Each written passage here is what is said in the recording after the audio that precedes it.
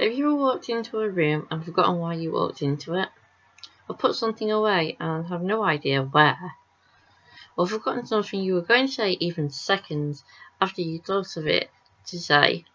Has your mind clouded over and you've just stared blankly into the abyss?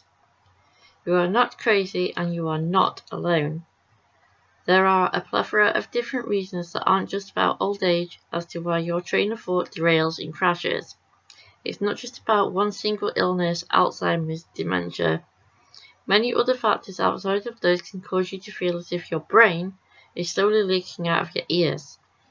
The stresses of everyday life on top of having so many different kinds of mental and or physical health issues can help to cause memory issues. People who have the condition fibromyalgia have what I have heard them refer to as fibrofog, which can be a contribution, I believe, from their bodies feeling as if every nerve ending is in agonizing pain. The high and low moods of what used to be referred to as manic depression, also known as bipolar now, can cause thoughts to not stay concrete in a person's mind. Neurodivergency, ADHD, ADD, autism. A person can be incredibly passionate about a particular topic, for example, know everything about a TV show or movie, or Lego or books and characters, but then simpler things that they need to remember will no longer have stayed in their minds. But depression and or anxiety are another one where it is two conditions at war with each other. Depression wants you to do nothing all day, every day. Anxiety beats you up about not being productive, and having a combination of the two is the never-ending nightmare.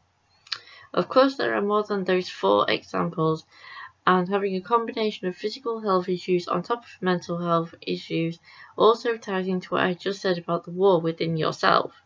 But as I have touched on in my previous videos, including the one about coping with grief, none of them are something that you have to deal with by yourselves. Medication. Okay, I understand they don't feel as if any of them long-term do what you're told by your GP they do, regardless of what you're taking them for. Come off any one of them for even a week though, and oh boy, will you start noticing it. Talking. Your friends and family may all be going through their own hells as well, but your real friends will always, no matter how their responses may come across to you, never truly turn their backs on you, so don't have to wait to just speak to this or that professional. Is it scary as all hell opening up to someone? Of course it is, but think of how dark the alternative to that is, and even if sometimes it's not felt like it, they do actually care about you. Self-care. This isn't something dirty. Read a book, listen to some music, dance, sing, even if you can't do either. Go for a walk, have a relaxing bath, sleep, eat, do something crafty, laugh, cry, rant and rage.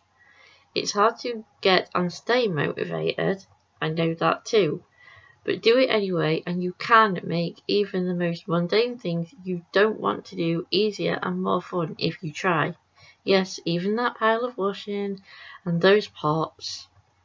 I know that I often don't even take my own advice that I've just given above, and I'm going to come over as being a pretty big hypocrite, telling people to do these things that I don't.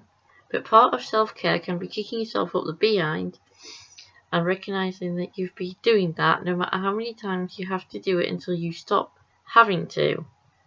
While all of these things might not seem as if they'll help your memory improve, I found that on my better mental and physical health days they actually have. I might not be able to remember where item A went, but find item B I'd lost the previous time, etc. So it does help, and not just me, myself, but other people too. Are we ever going to be perfect and not have slips back into the behaviours that caused issues like memory loss? No, of course not. We've all got to actively keep trying to improve even when we don't want to. We're human, not robots. We're not perfect at all, and we're allowed to have flaws and not learn from them every time. If I'd had £1 for every mistake I've repeated and not learned from straight away, I'd simply be richer than I am. Anyway, thank you for putting up with these videos, especially ones I'm working on at almost 4 AM UK time on the evenings I can't sleep. The YouTube algorithm will love you if you hit the like button, subscribe to the channel, comment in the comments down below and share over social media to get the word out, and I will be seeing you in the next video. Bye for now.